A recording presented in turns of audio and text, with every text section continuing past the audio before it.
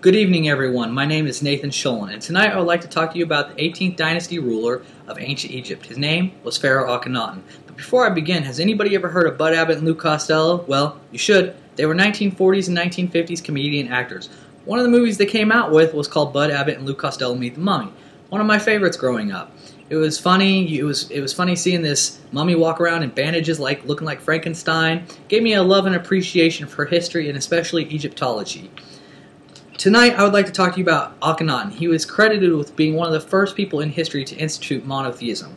Monotheism, what is, you ask, is the belief in one god. Polytheism is the belief in many gods, which ancient Egypt was at the time.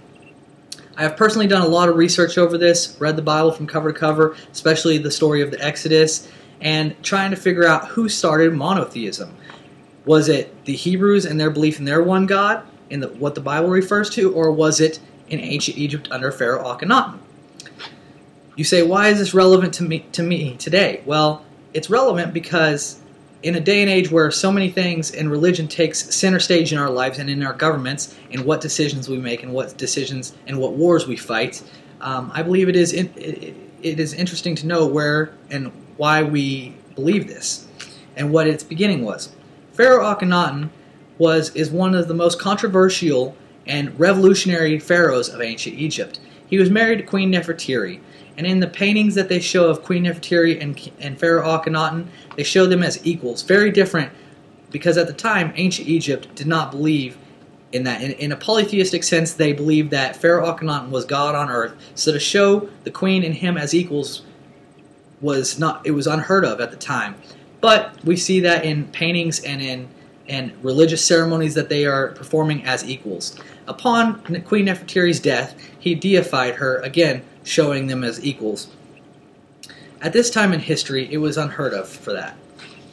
Pharaoh Akhenaten moved his capital city from Thebes, and he created a new capital along the Nile called Amarna and dedicated it to Aten, the sun god, and vowed never again to leave its boundaries. So knowing these facts about Pharaoh Akhenaten, we can better establish why he moved it from a polytheistic religion to a monotheistic one.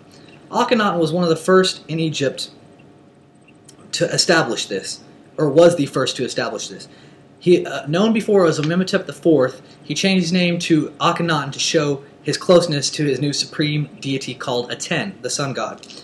He is known as a great heretic for abandoning traditional religions like Amun-Ra or Amun and Ra, and the priesthood, and he disbanded the priesthood and instituted just a worship to Aten.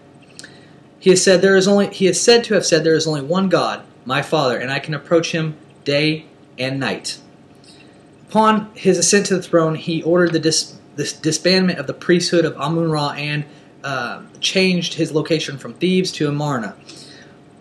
It is said that Pharaoh Akhenaten was also at the time of the biblical character Moses, and several theories have been put forth to who started monotheism during that time in ancient Egypt: Moses or Pharaoh Akhenaten, the Hebrews or the Egyptians.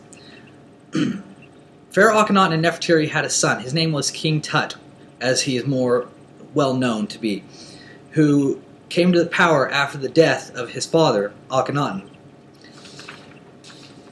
Needless to say, Pharaoh Akhenaten is widely debated and controversial character in ancient history and ancient Egyptian history, and especially since understanding his turning away from polytheism to a monotheistic one. And now I'm going to take you and understand what it was like after that, after Akhenaten's death. Life after Akhenaten, his religious reforms fell apart.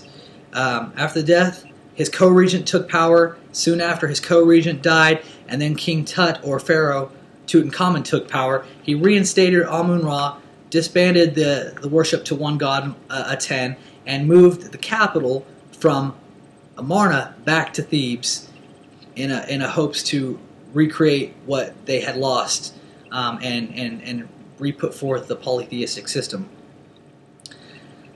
To summarize what we have learned, Pharaoh Akhenaten and his beliefs inspired him to be one of the most iconic and widely debated pharaohs of ancient Egypt, and being one of the first monotheists in history. So was Pharaoh Akhenaten the first monotheist in history, did he believe in equality, or did he pull it from the Hebrews? Was he the one? You decide. Thank you.